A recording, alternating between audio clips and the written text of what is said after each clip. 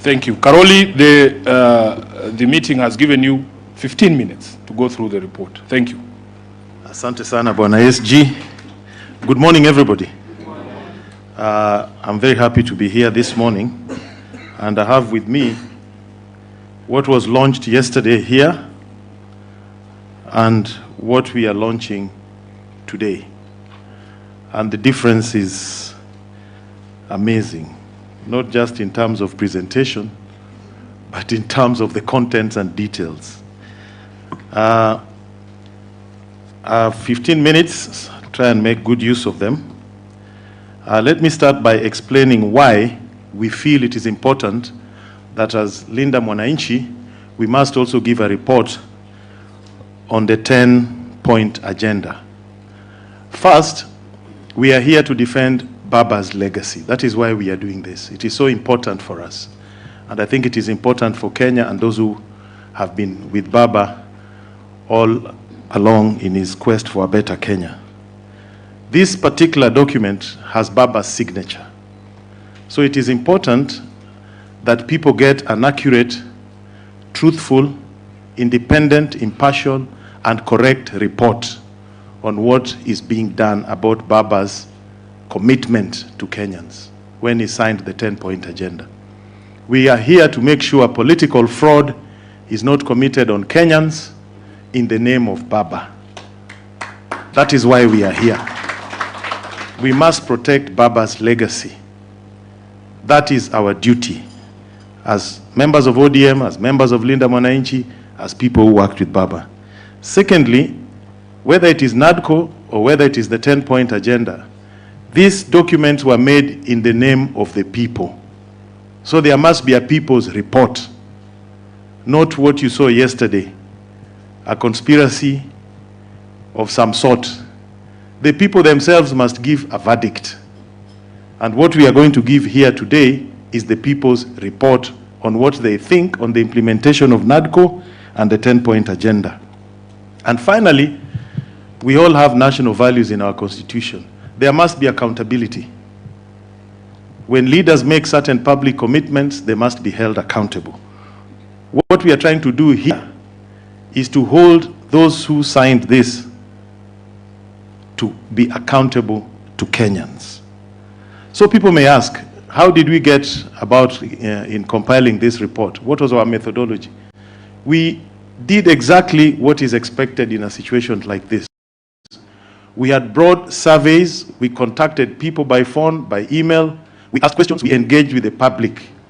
What do you think has been achieved on these particular issues? NADCO had 10 points, 10-point agenda had 10 points. So Kenyans have given us feedback. It is this feedback that we are now communicating to the rest of the world so that people can understand this. We looked at government records. We reviewed records in parliament, which bills have been passed that were supposed to be anchored on either NADCO or on the 10-point agenda. We looked at what has happened in the executive. How are they conducting executive business? Are they complying with the 10-point agenda? We looked at the judiciary. What decisions have been made in terms of the rule of law and constitutionalism? And we looked at the reports of other independent organizations, especially those in the civil society like Oxfam and the rest of them. So what we are presenting to you here is not something we just sat somewhere and created. It is a product of a consultative process, a scientific process, and with very good methodology.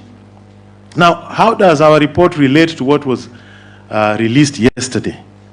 Let me start by telling you people the joke of the miniskirt. How do you define a miniskirt? A miniskirt should be long enough to cover the subject matter, but short enough to arouse interest. So if you look at what was launched yesterday, it is inimically short on substance.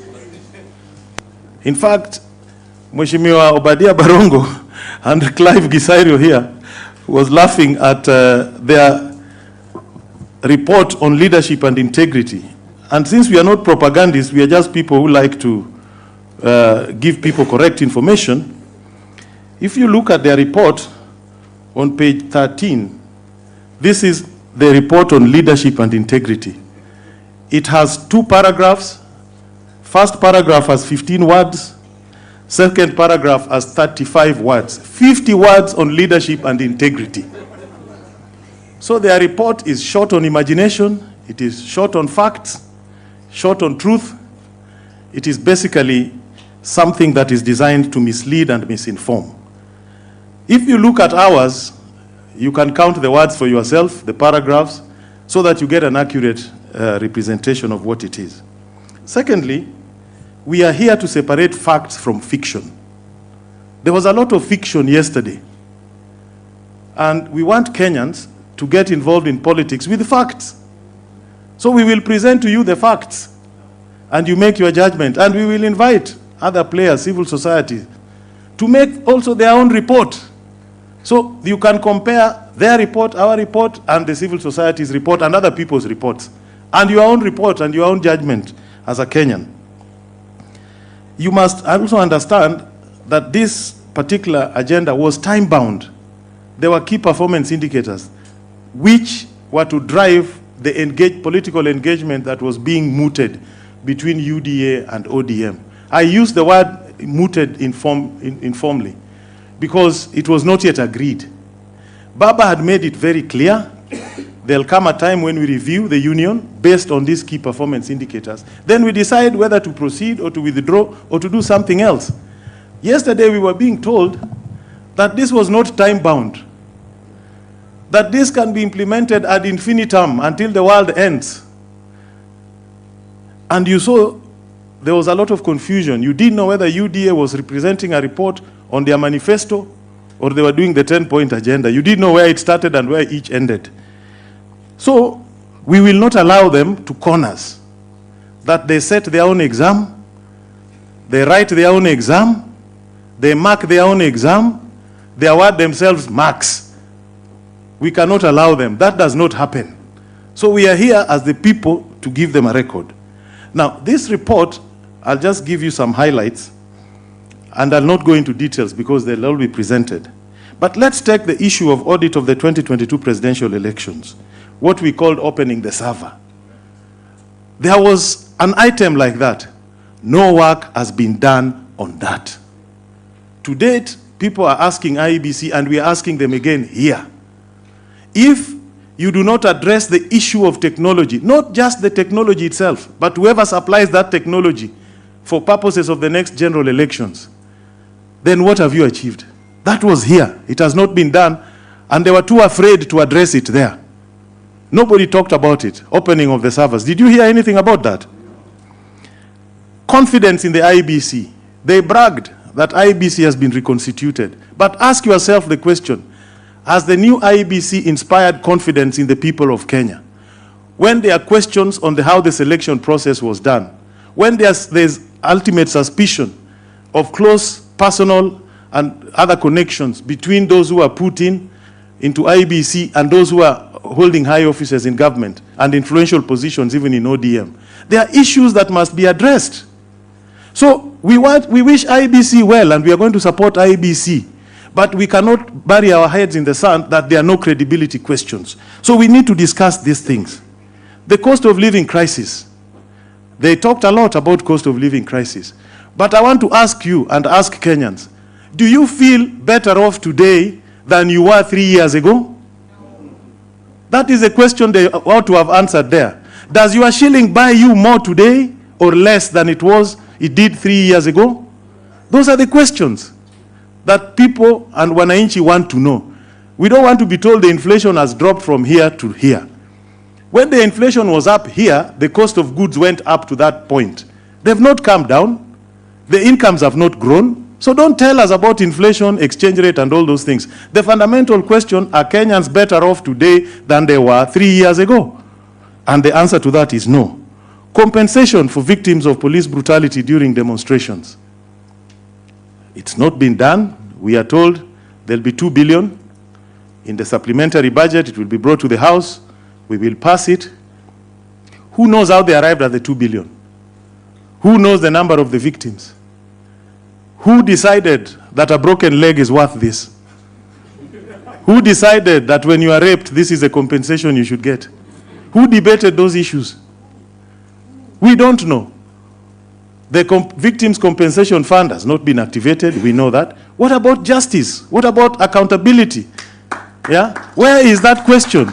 Nobody talked about it, because to them, you beat somebody, you maim them, you rape them, you dismember them, then you give them cash.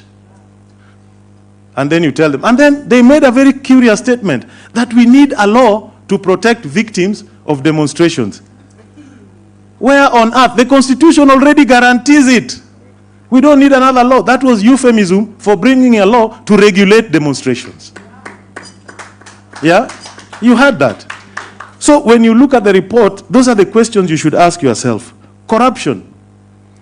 This government is mute on corruption. They don't talk about it. I challenge you to tell me the last time you had a senior government official talking about corruption. Tell me when. Oxfam's report, in terms of success rate, EACC has the lowest ever since it was constituted in the late 90s, 9% on corruption. They cannot talk about corruption. And I'll give you some basic examples. What just happened recently, which you saw. They leased sugar mills. Didn't they say so? And they told you it will bring efficiency. Did you ever hear of a valuation of the sugarcane that was in the nucleus estate? No. There was no valuation. It is like somebody giving you a supermarket to run full of stock in that supermarket and just telling you, I'll pay you rent for the floor space. Not the stock in the shelves. I hope you're getting me. So they took the nucleus estate of public sugar mills. They are turning it into sugar, selling and getting money. That is open theft. And whoever is doing that, in another 19 months, tutakutana on that issue, because that is theft. It is like walking into a government office and walking out with the chairs. That's what it is. So there are many, many issues. Corruption, nothing is happening. They'll tell you, okay, rule of law, constitutionalism. There is no government in the history of this country whose initiatives have been declared illegal and unconstitutional in the number that this administration has had. Whether they are appointing advisors, illegal. They are appointing cars, illegal. Just go and do a count. No government has had that record. Everything they touch, illegal. This, illegal. That, illegal. So where is constitutionalism? Where is the rule of law? So my friends, we have a lot of work to do, but to basically tell the Kenyans the truth and to ask them that if you truly cared about Raila's legacy, then please, this is not the way to go. This is fraud. This is unacceptable.